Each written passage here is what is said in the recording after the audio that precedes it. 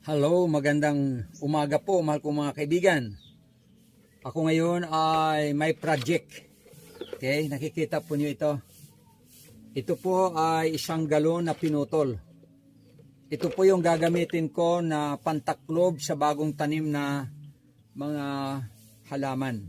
Dahil ito ang magpe-preserve ng moisture. So kaya ito ay napakahalaga. Tingnan po natin ito. Ayan. Ito. 4 po ito. Yan.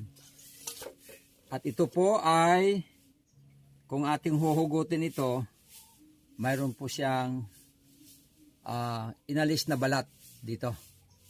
Okay? Inalis. Okay, ito yun. Tingnan po nyo, oh. Ganito. Ganito po ako mag-transplant na ganito ang ginagawa ko. Ayan, oh. So, inilagay ko dito. Ilalagay ko yan dito. Halimbawa, ito. Ito po ang gagawin ko nito. Ayan. Ito ang itataklob dito. Ito. Yan o. Yan. Igaganon po yan o. Yan. Tapos iikutin po ninyo para bumaon. Yan. Okay. Kita po niyo o. Nasa loob na po yung seedlings na gagawin nating seedlings na halaman ay ating pong ipipreserve yung kanyang moisture. Sa halip na silupin ang itataklob nyo dito, ito na lang ang itataklob ninyo. At ito, pwedeng ibalik nyo yung takip niya dito. So wala pong, ang moisture po ay makikip, kaya wala siyang magawa kundi magtubo yung kanyang mga bagong shoot. So mahal ko mga kaibigan, ganito lang kasimple. Okay? So ngayon, ano po siya? Okay, ito naman. 4 din yan. Ayan, 4. Sayang kasi ang space. So pwedeng ito ay patubuin lang muna dito at i-transplant ninyo. Ayan. O pwedeng ito ay diretso na. Yan po. Ang gagawin natin ito. Yan. Itataklob po natin. Yan, at ikutin po nyo para bumaon. Yan. Yan na po siya, oh. Bumaon na po siya. So, ang mangyayari niyan, nakulong. Okay, bumaon kasi yung plastic sa lupa. So, wala talagang makakapasok na init. Kaya yung moisture, mapipreserve. Tutubo po yan. Yan. Ganito mga kaibigan. Ayan, si Mrs. oh. Kasama kong hello, Mrs. Paigaw. Ayan, busy din siya. Nagpapaganda po kami ng bakuran para lalong gumanda ang seafront. So ito na po, kukuha tayo ng 4. Ayan, bakit 4? Pwedeng 3, pwedeng 2. Bakit 4? Kasi limitado yung aming ganitong plastic at saka limitado ang lupa dito. Okay, itutusok po yan. Yan, tutusok. Yan. Ayan, itutusok. Simple lang ang mag-transplant. Ayan, tapos kukuha ng ganito. Kinuha mo yung ano dito? Ha? Ha? Okay, sandali. Okay. Saan? Okay. So ito na po. Ayan o. Ilan na ito? 5 na. 5 na. Ito na po yung finished product.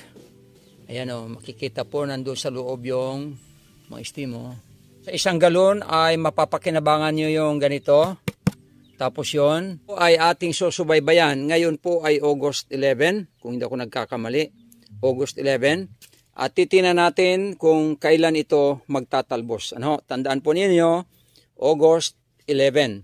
Ito po ay August 11 nating itinanim. At ito ay susubaybayan natin kung hanggang kailan ito magtatalbos. Hello mga kaibigan, ito na po. After 2 weeks po na maipunla natin ang mga twigs ng mga ornamental plants, ay titingnan natin kung naging successful tayo, kung talagang nabuhay o nagtubo o nagsanga. Kaya narito, ito na po sila o. Yan. Ito yung ating nakita na ating ipinunla. Unahin natin ito. Tingnan natin. Ugain natin para hindi madala yung lupa. Ayun, buhay. Ayan, mahal ko mga kaibigan, Isang napakatibay na ebidensya na buhay. Okay? So, nilagyan ko ng silupin ito dahil walang takip. Yan, ito.